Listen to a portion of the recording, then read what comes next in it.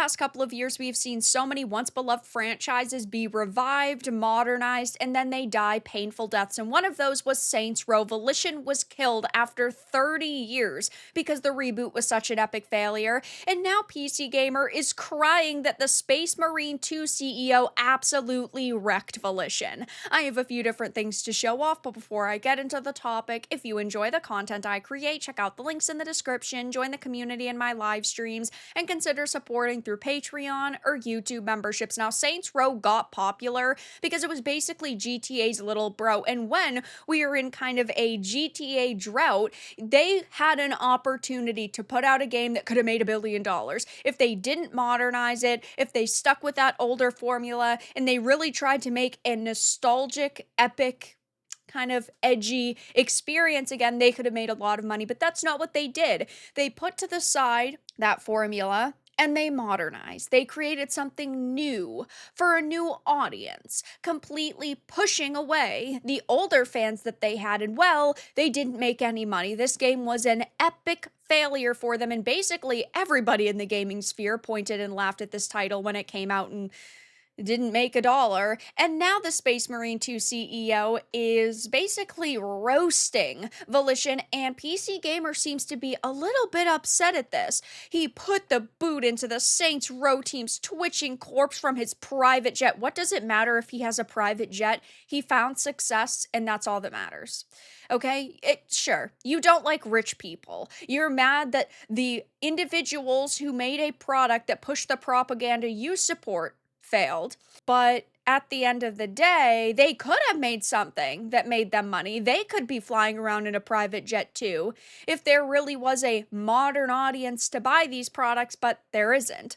It says, "Call me soft, but I'm still sad about the sudden, undignified death of Volition, the 30-year-old Saints Row studio that got executed by the Embracer Group after the latter's $2 billion mystery deal, pitched as a groundbreaking strategic partnership, collapsed at the last minute, with Embracer scrambling to stay afloat in Volition's final game, a rebooted Saints Row, meeting a lukewarm critical and commercial response. The writing was on the wall for the developer that also made Red Faction and Descent back in the day." And sure, I was sad too that a 30-year-old studio failed, but I can't feel all that bad when they are a company. Do you know what I mean? It's not like it's a person who is going through a tough time or something like that. We're just talking about a company that only exists to make money. So sure, like, I feel a little sad, but they weren't creating the games that we once fell in love with. They weren't creating great Saints Row. They weren't making Red Faction. They weren't making Descent. Like,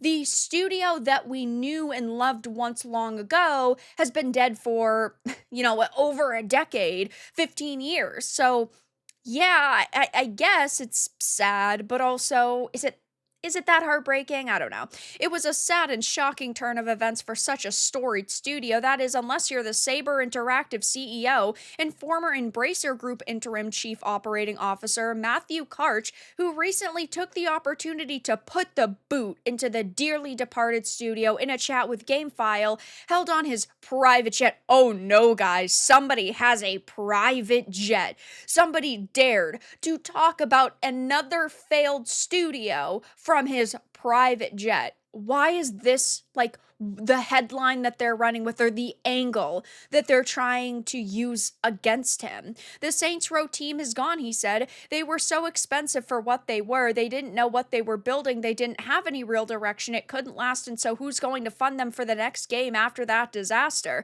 Which is, shall we say, an unsentimental assessment, but in the cold, clear light of day, I can't fault his logic. Yeah, you can't fault his logic because it's true. He has found success within this industry, and the people who are running modern day Volition didn't, and so they got the boot from the space. Is it really that hard of a concept to grasp?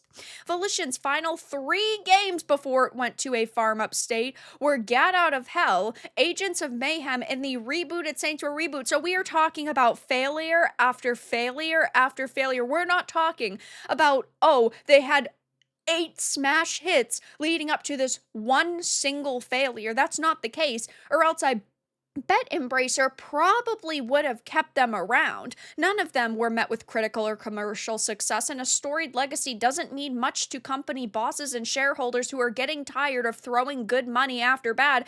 Yeah, and this is happening with tons of companies right now. Look at what happened with BioWare. We saw failure after failure after failure, and now tons of their positions are slashed. They're focusing on one single game, and if that next Mass Effect game fails, they're probably going to go under.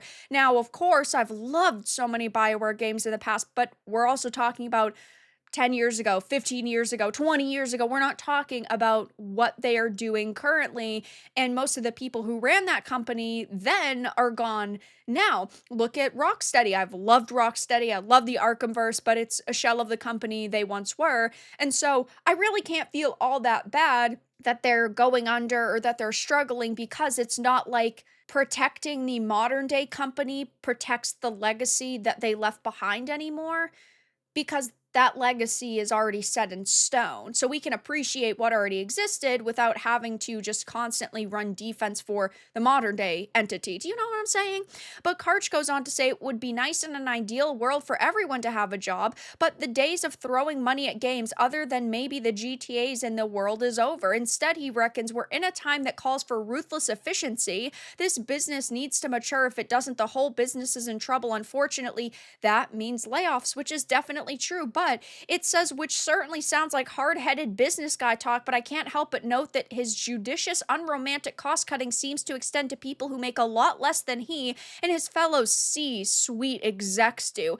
You can hate on like rich people all that you want, but at the end of the day, he's not wrong.